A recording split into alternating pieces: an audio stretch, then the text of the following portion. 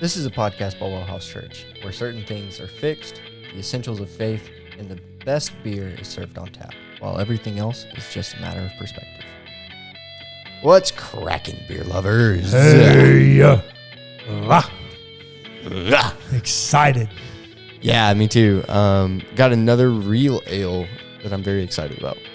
Well, talk to us about it. So, it is a Belgian-style triple. So if you guys, ultimate flex by Clayton here. Yeah, if you guys remember on the episode that I did the West Molly, yeah, it was the triple. This was the West Molly triple. Yeah, and if you guys remember correctly, I said that is my favorite beer of all time. Yeah, the triple. Yeah, if I could drink one beer for the rest of my life, it'd be the West Molly triple. I'm hoping that this is close to this. I've never had this before. I'm very excited. But it's real ale, and I've never had anything from them that I've been disappointed with. And just FYI, they are located in Blanco, Texas. If you guys didn't know. And where? Blanco. Huh. You didn't know that? No, we're going to have to go visit. That ain't far. No, it's not. It's driving distance. Yeah, that ain't far. We're definitely going. I thought you realized that. I'm a fan of like breweries and like visiting breweries and touring breweries and... Yeah, like, of course. Blanco's not far. We going. So it's a typical Belgian triple, right? Pale golden, and they do say here a distinctive flavor and aroma, and that is very true for triples. Yeah, it is very distinctive. It's its own thing. Yeah, they're doing something that nobody else. It's essentially a wheat beer that is heavily hopped. Yeah, right. Yeah, Yep. That is something nobody else is doing. Yeah, and so the sweetness of the wheat and the super hop, it balances everything out. Yeah, and it's sure. 8.1, so it's standard. Yeah. All right, so I have... Oh, it's also called the Devil's Backbone, by the way. Yeah. I have something by Back Pew Brewing, which, if you don't know... They're really good. It's in Porter, Texas, just, I guess, northeast of New Caney, here in the greater Houston area. And the reason it's called Back Pew is because they bought 13 acres that was previously a church. Yeah. And turned it into a brewery. And the top, I guess like the beer logo, like motto or something. Maybe it's the brewery's motto. It says "Drink like a sinner." I think that's funny. It is. It is funny because you have all these like really traditional, conservative traditions out there that they're like, alcohol is a sin. Yeah, and it's just like, we brew beer in a church. Yeah, and it's like, I think it's funny, and it's okay. It's like funny. Our affiliate, the Baptist General Convention of Texas, has zero problem with drinking alcohol. They have zero problem. They don't want you to get drunk. They don't want you to abuse alcohol. Sure. They don't want you to do any of the things that we don't want you to do. Exactly. But like as far as having a beer, they got zero qualms. It's fine. Which is why we do it on this podcast. Yeah, our representative with like our church plant sponsor and like our representative, our state representative for our affiliates, like drink beer. Like it's not a thing. Yeah. Oh, and we got to introduce Onyx too real quick. Is he on? Guest. I can't see him. Yeah. He's still right here. So we're recording this on the Monday after Father's Day. It is storming cats and dogs outside. And my dog, Onyx, is terrified. Yeah. And so he's in Clayton's lap like nonstop for the last 2 episodes. Anyway, so Back Pew is here. And I have their Bock. It's called the Satire Swill Bock. Yeah. Which I'm like, A1 on the name. Yeah. And that's actually like a Norse character for those who don't actually know. He's supposed to be the guy that brings about Ragnarok. Yes. Yeah, and that's why it says, drink with caution, for the satire seeks your soul. Yeah. I'm not convinced that that's actually how it's pronounced, but I don't remember how it's pronounced, so I don't really care. Yeah, it's satire or satire. Yeah. One of them. Yeah. Depending on if you're German or English. Yeah. So it says, brewed in a traditional German style, this deceiving book drinks like a lighter brew, but conceals a darker nature. Just like the namesake, the sitar swill lures you in with sweet tones before letting its true potentoi overtake you. In the end, you'll be left with one question. Are you consuming it, or is it consuming you? Yes. Love it. Yeah, it's fantastic. And it is, I'm looking, the ABV is discreetly hidden. I think I saw somewhere like it was somewhere around 8%. That's heavy for a Bach. Yeah, it is. Maybe it was lower than that. But I'm pretty sure I saw somewhere. Yeah, that's a stout for a Bach. Yeah, it doesn't say anywhere on here. That can't be true. They have to. Legally, they have to put the ABV on here. Hang on. I've turned this can 8 times. And Clayton's like, let me see it. I'm like, no, not yet. Look. Thank you, 3. Yeah. I'm like, they legally have to put it on there, but I don't know where it is.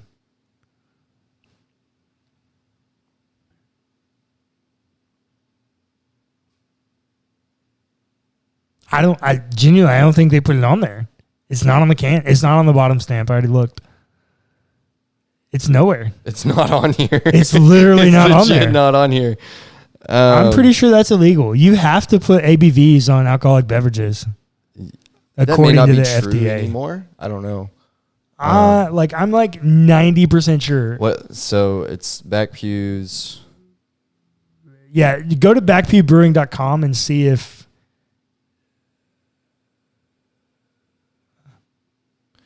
Artfully crafted with blessed well water in Porter, Texas. Yeah, beers made with well water are just. Oh, here it is. Oh, no, that says 12 fluid. Oh, I need to look in here. They got it wrapped in the design. Oh. Well, it says 12 fluid ounces. So let me keep looking in the design. Hang on. I know if I look eventually. 7.2. 7 point. They got to put that on the label somewhere. Whatever. 7.2. That's still pretty high for a Bock. A traditional German Bock. This beer is high on the drinkability scale, but also packs a punch with its higher gravity.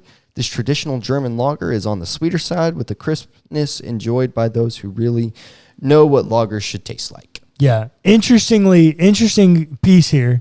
When I'm not concerned about my dad bod, what's my beer of choice? When I'm not concerned about my dad bod or my budget, what's my beer of choice? Shiner Bock. Shiner Bock. I'm a Bock man, so yeah, I like Bocks. Let's give this a try. Cheers, buddy. Cheers.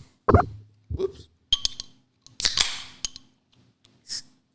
Couldn't get it hooked. Yeah. Clayton's not a pro at opening beer tops with his ring like I am. I'm not. 7 years married, people. I got it. Ooh, that smells good.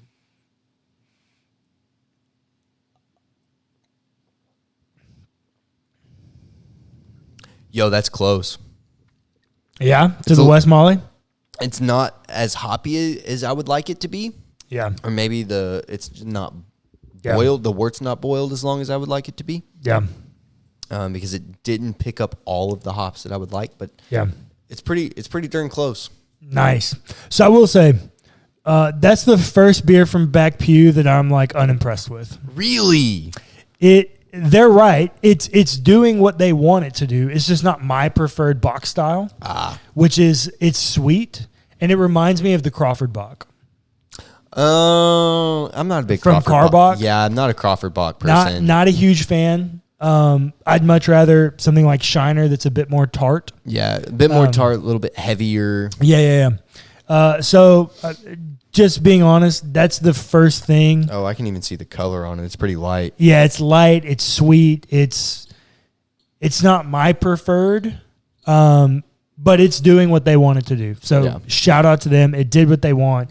It's just unfortunate. But I will also say there's a lot of beer from Back Pew that I drink a lot of. I like Back Pew. That's the first thing I've ever had from them that I didn't appreciate. So, and I don't want to say that I don't appreciate this beer. I wish it was a little bit more heavily hopped. Yeah, you wish it tasted like West Molly. It doesn't. Yeah. Yeah. It's a little bit too on the sweet side for me for a triple. Yeah. It's not the only triple I've had, like Belgian style triples. Yeah. Obviously. Well, and the reason you want a West Molly sub is because you're paying an insane import tax on the West Molly. I'm paying $14 a beer. Yeah, you're paying an insane import tax. I'm not gonna pay that. Yeah. Every time I want a West Molly, that's I better have graduated college. For even that then, you can be working here. You ain't making a lot of money. No. I mean like graduation party. Oh, kind like of you're drinking it because you for graduated. the celebration, Got it. right? Like I'm not. I thought you were saying like when you graduate college, you could be rolling in this money like Snoop Dogg or something. I'm a social work major. Yeah, it's like nah, bro. We don't go into this for the No, money. bro. We don't make a lot of money. All right. Let's do this. Let's do it. Let's do it. So we've been talking about women, specifically a theology of women. And this will be the last one that we talk about a biblical passage isolated, because next week we'll talk about like a complementarian view of like what it means to be a complementarian. Just more systematic kind of views. Yeah, and then what it means to be an egalitarian. And in that, I will tie each of those to a reading of a preferential reading of Genesis 1 versus a preferential reading of Genesis 2. Because that's what you're doing. If you're an egalitarian, you're prioritizing Genesis 1. If you're a complementarian, you're prioritizing Genesis 2. Absolutely. And so I'll tie those together, but this will be the last time we look at a specific biblical text, because we would be remiss if we didn't talk about it. We have to. To be fair, we have to. And the reason that, so 2 weeks ago we talked about 1 Timothy 2. Mm-hmm. And I got a bit heated.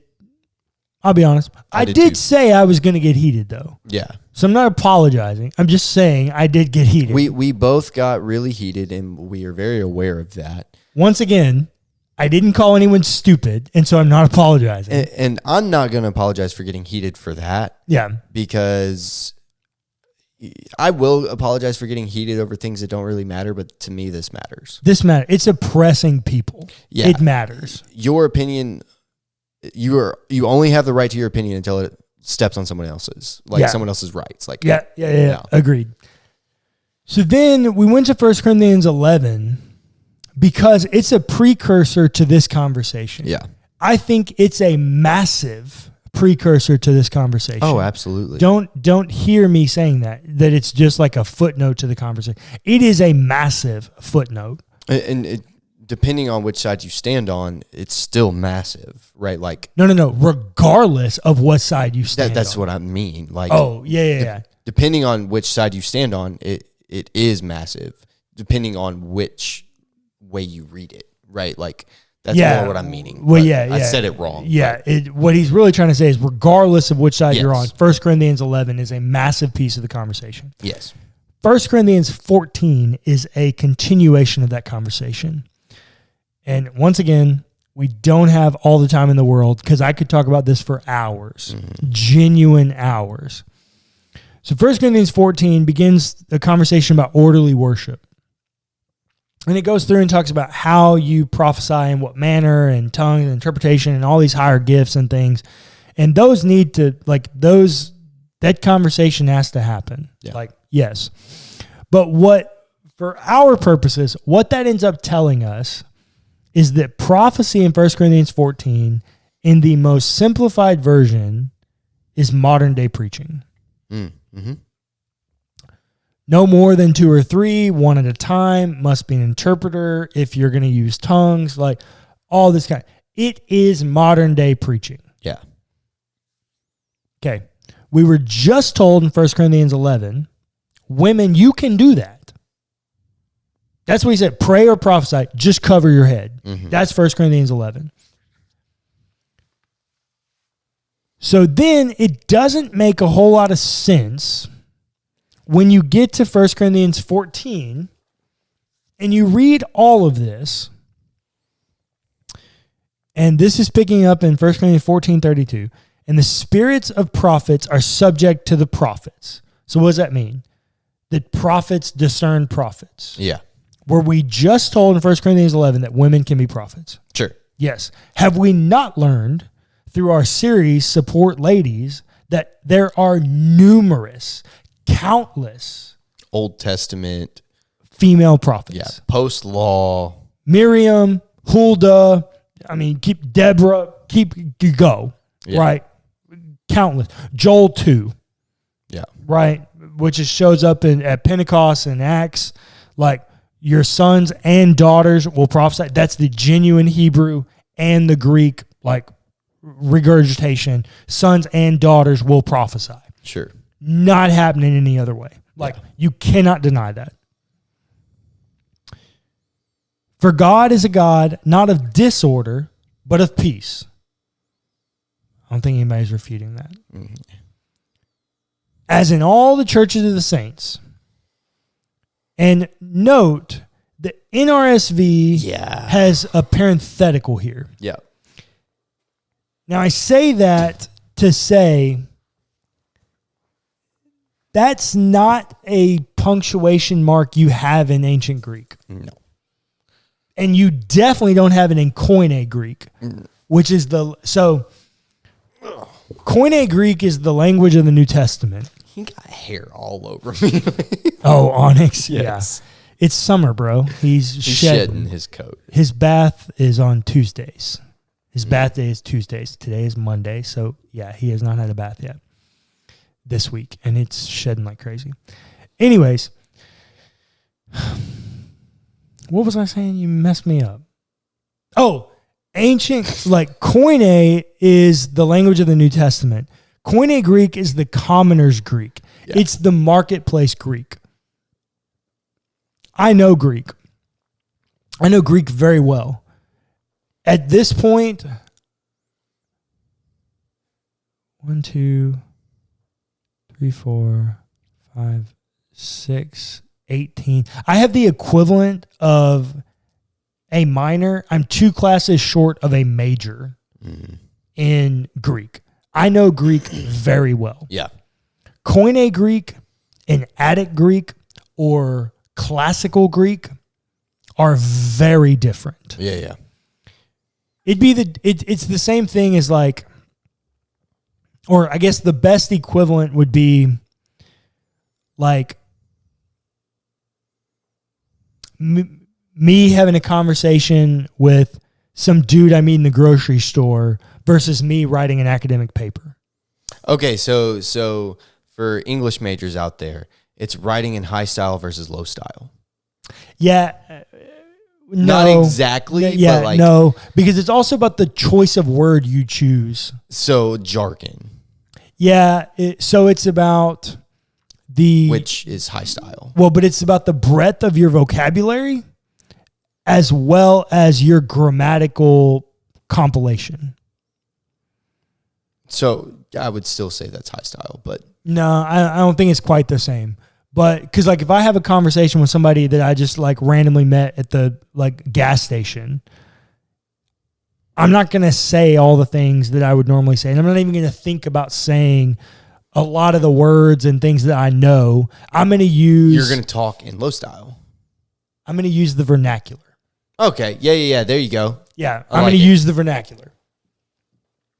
That's Koine Greek. Mm-hmm. That's what Paul is using here. Mm-hmm. Now, Paul's also a very educated man, a Roman citizen from Tarsus. Yeah. Paul knows Big Greek. Yeah. Let's call it Big Greek. In 1 Corinthians chapters 1 through 4, Paul uses Big Greek. Sure.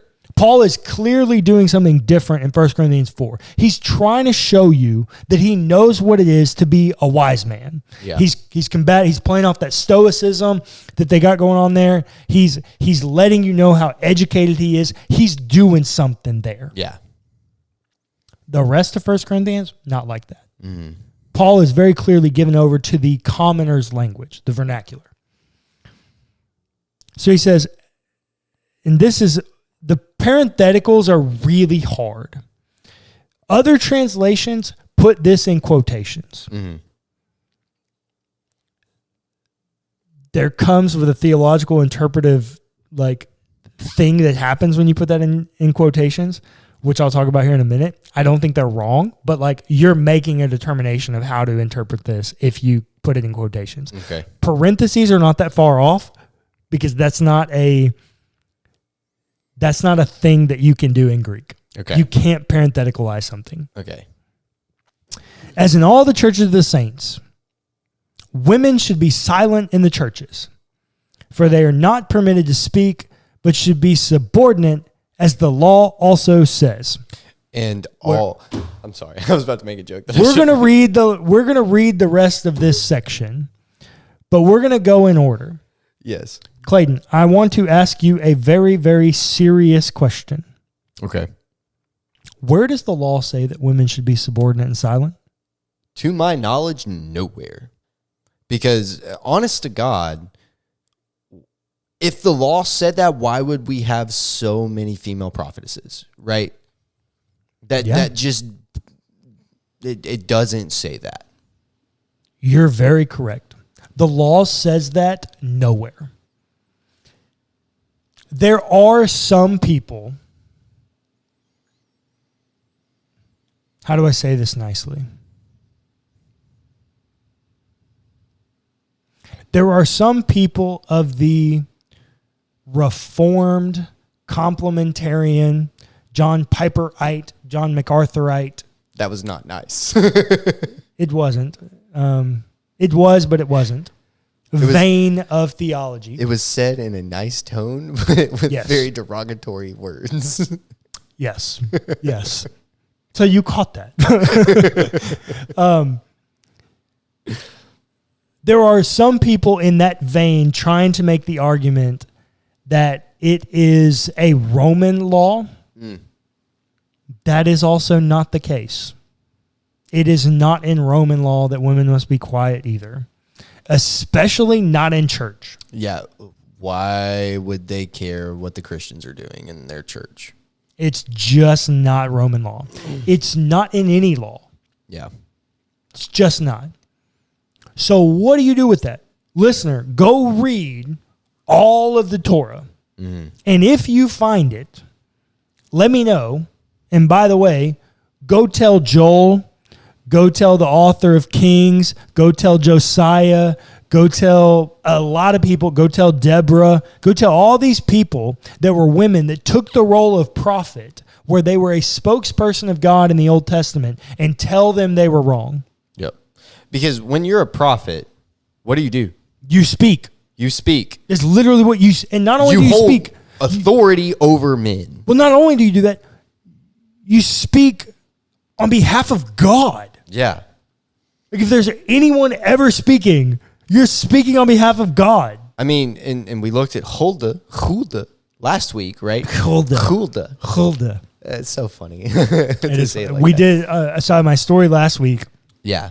Is on Huldah, and it's on a closer look. Yeah. We talked about Huldah last week, and honestly, she had authority over men in that. Well, yeah. Like very Zephaniah clearly. and Jeremiah are contemporary prophets of her. Yeah. Josiah and Hezekiah choose, the high priest, choose to go to Huldah. Yeah. Do with that what you want. Yeah. Instead of going to these Jeremiah other men or Zephaniah, who have books written after them. Yes. They went to her. They go to Huldah. If you find that written in the law, go tell all those people they were wrong going to those women. Yeah, because what do you do there, bro? Like, what do you do? And go tell Joel that he's wrong about his prophecy that in the last days, sons and daughters will prophesy. So it's not in the law.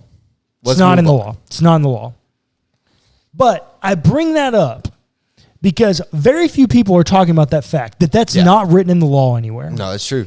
And it's a huge, it's like the smoking gun for how you interpret this text. Yeah. So he says, as the law also says, if there's anything they desire to know, let them ask their husbands at home, for it is shameful for a woman to speak in church. Note that word shameful. Okay. Let's turn back to 1 Corinthians 11 real quick. No, because it's important. No, I hear you. I think I see where you're going.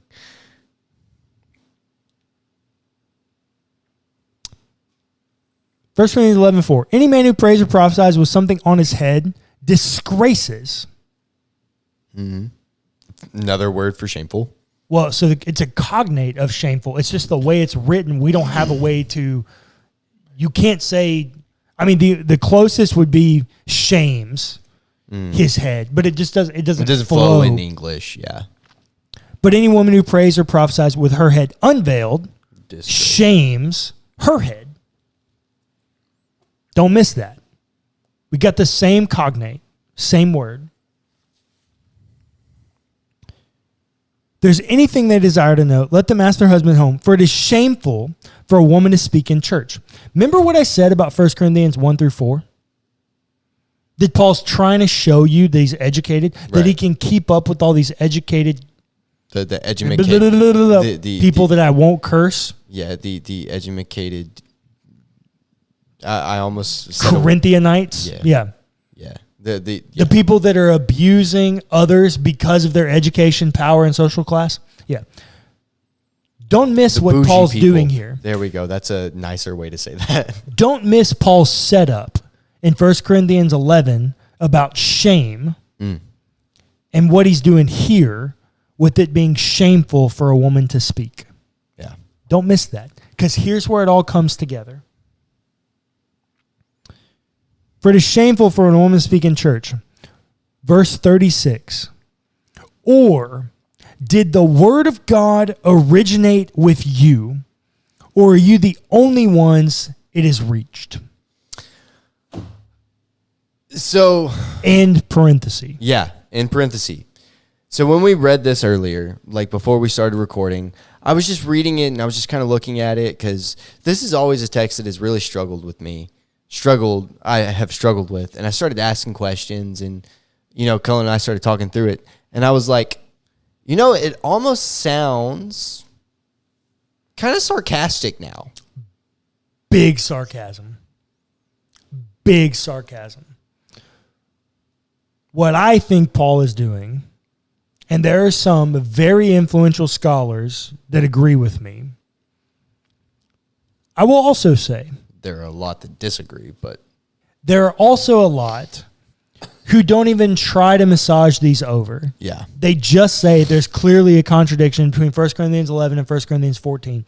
Arguably, no, not arguably, definitely a book that will be in my top 5 monographs in the world of Christian thought for the rest of my life is Moral Vision of the New Testament by Richard Hayes. Keep going. Right there. The big one. The yellow one. Yep. Richard Hayes, in his commentary on 1 Corinthians, just straight up says there's a contradiction, and we shouldn't even, it's not a thing. 1 Corinthians 11 takes priority over 1 Corinthians 14. Doesn't even try to argue this. Okay. There are some, though, that agree with me. Here's what I think Paul's doing. I think Paul's saying what they say. That those parentheses should better be quotation marks.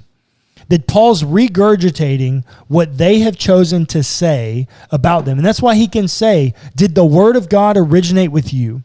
How can you say such nonsense? I should not have pulled that book out. No, you shouldn't have. How can you say such nonsense? Yeah. It feels very kind of satirical. It is. Right. It feels like he's saying, it feels like if he was almost reading this, like he would be like, as in all the churches of the saints, women should be silent in church, right? Which he says, as in all the churches of the saints. And at the bottom, are you the only ones that it has reached? Yeah. The whole thing is clearly sarcastic and satirical. I almost can't.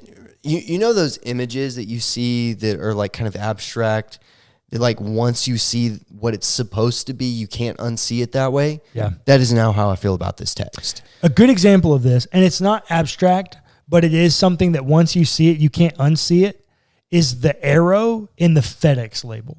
In the FedEx sign. Hang on. Where's my phone? I'm going to pull this up. You might blow my mind here. Yeah, watch this. Anyways, I'm while pulling it up. Cullen's looking it up. Okay. In between the E and the X.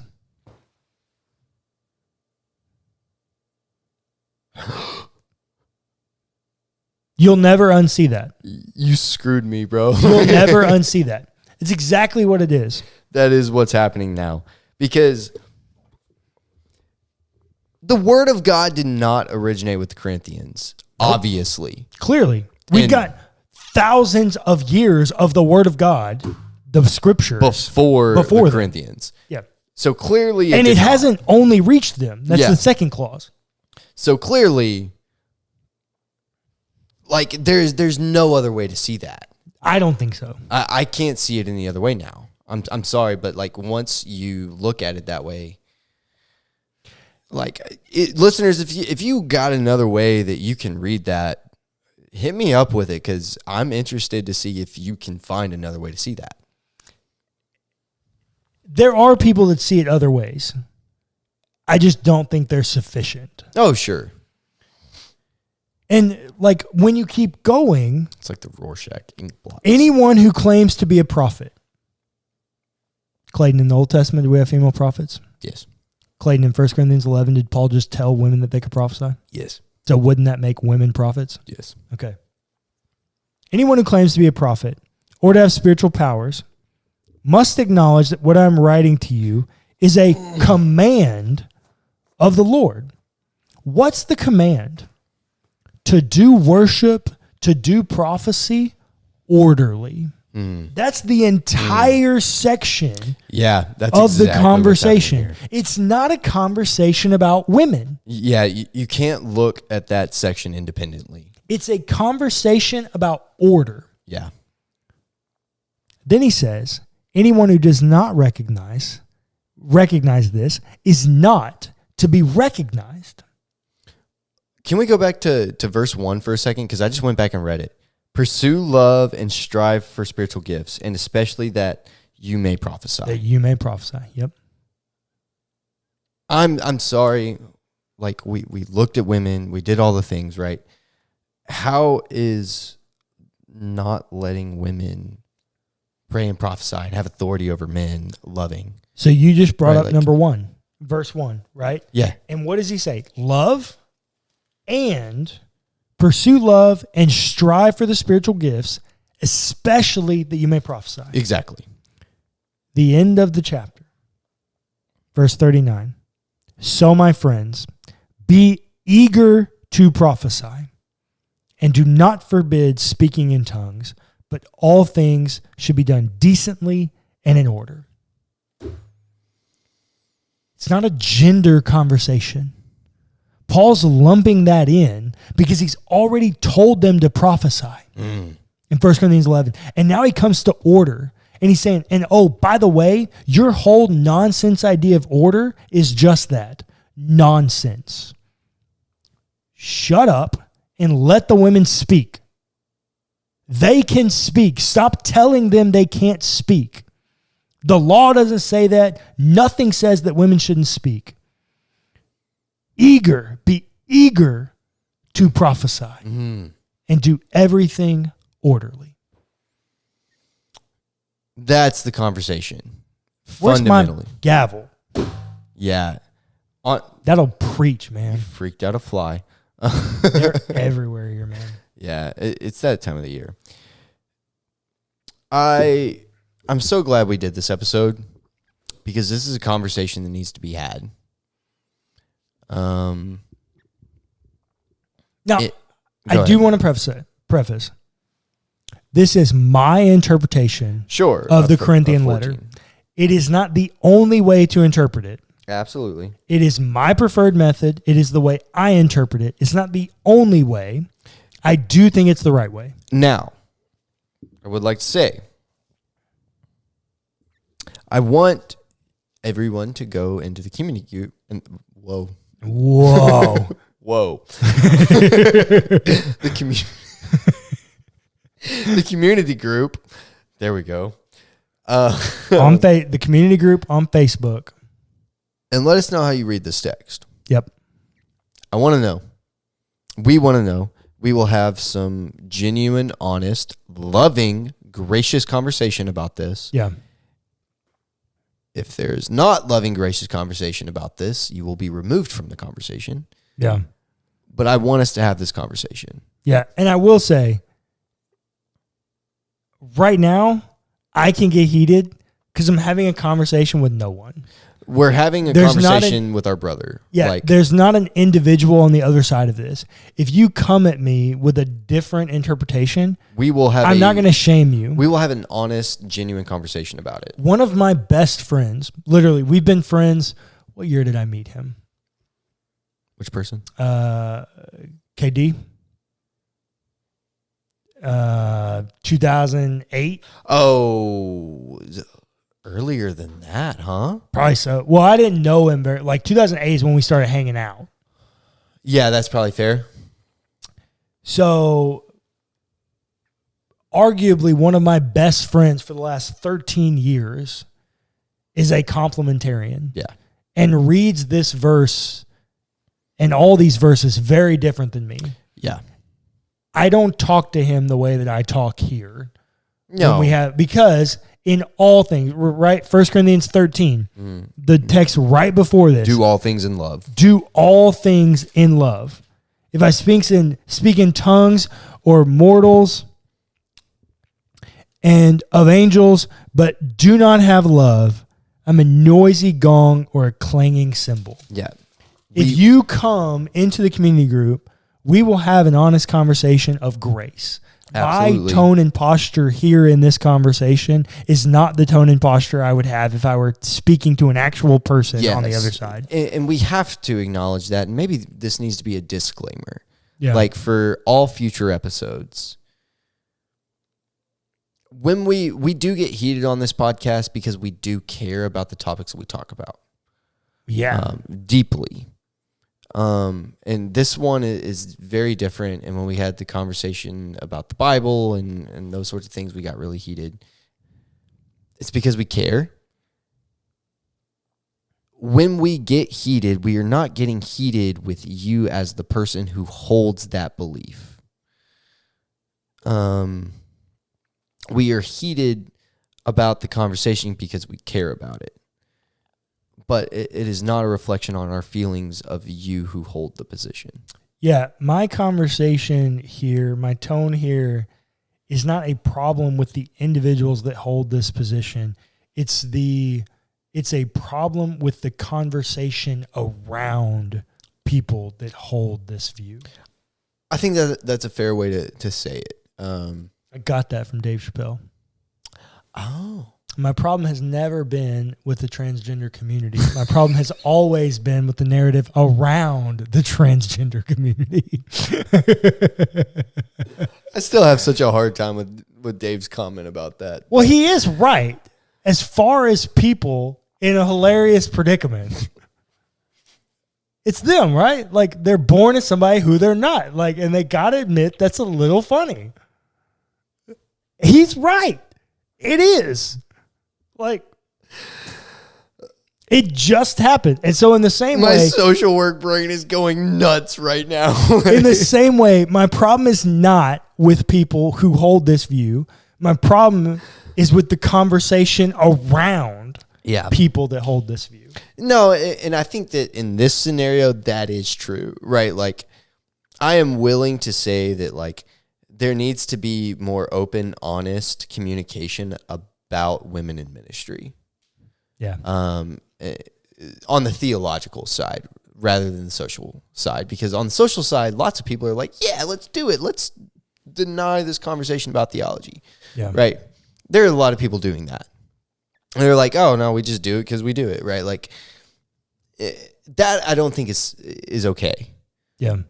We can't deny this, right? When this is a good point, so I was having a conversation with our friend Andrew Barrett the other day, and he was a bit triggered by our narrative theology series. Oh, I'm sorry, Andrew. I did not know not this. like super bad, but like he had a few qualms. But this is one of those instances where I actually think narrative theology helps. Because we don't use it as a crutch to just go, well, screw those texts. We don't need them. We look at them and go, okay, wait, the narrative tells me a different story. So maybe there's a different way to read this individual text. Yeah, I think that's fair. I will say that doing narrative theology, and we've said this several times, it does leave a lot of gaps, right? It can. It can leave a lot of gaps. Well, no, that's fair. It does leave a lot of gaps. Because there are things the narrative doesn't talk about. Sure. Like, what do you do with abortion in narrative theology, right? Like, no. That's not a conversation we need to get into here, but like... Well, we're going to have it off camera okay. when we finish, because narrative theology actually doesn't help you in that one. Because there are instances in the Bible, and narrative theology is not your friend in that conversation. Really? Yep. We'll talk about it. Okay. Well, I mean, not your friend, I guess, depends on what side you stand on, depending on the person, right? Hence the reason I said it that way. Yeah. Hence the meaning of hence.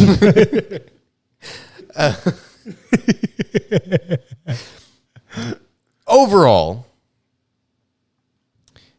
in the narrative of talking about theology of women, this is a conversation we need to be more open and honest about. Yep. We need to look at the text. We need to hold a council. Yep. Everyone bring their Bible, and we sit down and genuinely have an honest, open conversation about this. In all things, do it in love. Grab your Bible, grab a beer, and let's do some theology.